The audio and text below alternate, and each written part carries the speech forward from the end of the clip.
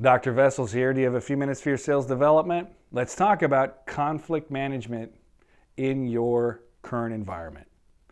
Human history is a record of conflict more than anything else. It happens everywhere, all the time.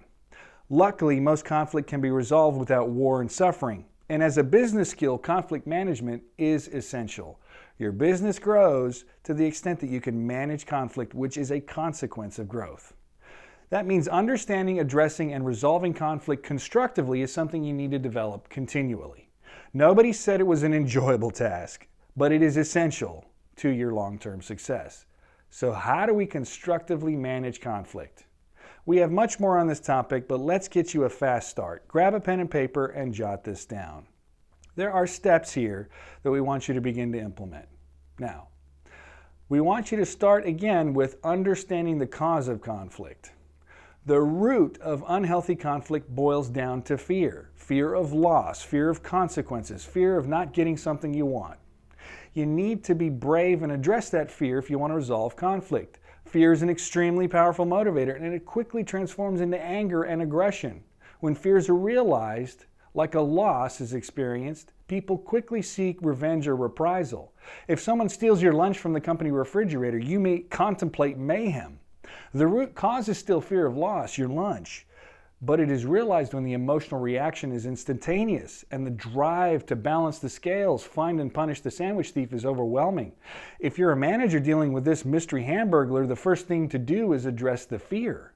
This is best done by acknowledging that there has been a wrong.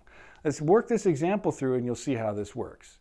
Understanding looks like acknowledgement and saying something like, okay, let me understand what happened here. It appears that someone's lunch was stolen. Is that right? The best practice is to ask that and stop, pause, and listen to the ensuing waves of anger. People who didn't have their lunch stolen will also pile on and try and amplify the problem. Once this is run out for 2 to 3 minutes, you need to go back in and restate understanding as the best practice. Okay, no one wants their lunch stolen. It feels like a violation and it's really personal. It upsets me too. I recognize that lunches were stolen, and this has happened more than once, but today, Aaron suffered the loss. Acknowledge the fear for the anger directly and empathize. Note that you've also handled the fear shared by others who were not larcened by being empathetic.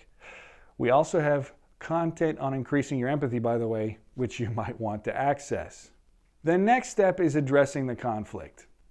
Here you want to set the rules of engagement. What is allowed and what is not allowed. To avoid chaos, the parties in conflict need to understand what they can and cannot do. And this is very powerful because it builds a platform for resolution. To deal with the lunch thief, you could say something like, all right, this will be handled by your leadership, where you are encouraged to continue storing your lunch in the refrigerator. We'll come up with a solution, but we will take this seriously. You don't need to do anything else. Or you could say something more assertive like, all right, leadership will deal with this, but if you see someone taking your lunch, you should not confront them. You need to contact your supervisor, write an email and copy me, noting the person, the time, and what happened. We don't need 4 paragraphs. We just need their name and a brief description of what happened. Your supervisor will be accountable from then on. We will not accept your direct confrontation with a person as a company matter, and anything that happens in direct confrontation will result in disciplinary action for both parties. Now, with that long sentence, you're ready to set the resolution in phase. You can quickly resolve conflict when the rules have been communicated and everybody's ready to find a resolution because they know what's going to happen. We set expectations consequently, what will happen and how we will handle this in the future, as well as how we balance the outcomes. To deal with Swiper the sandwich thief, you can say something like, to resolve this, we will consider every appropriate action, including removing the refrigerator. But, short of that, you should expect that if someone commits repeated offenses of this kind, they face termination for dishonesty. We will want to make sure that the loss of the lunch isn't a result of an accident, so we will look at each case carefully, but we will resolve this starting now. You know the process, you know what you can do and what you cannot do. Are there any questions? If you're feeling generous, you might add, and in cases of merit, we will provide a lunch coupon to the cafeteria if your lunch is stolen. This is the judgment call of your supervisor, but today I'm buying Erin's lunch for her, okay? Now, get back to work.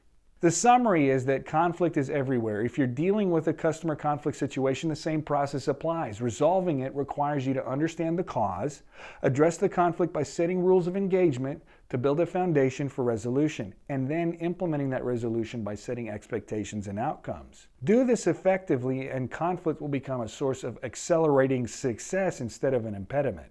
And that's important, because the only thing we can't make more of is time. So sell well.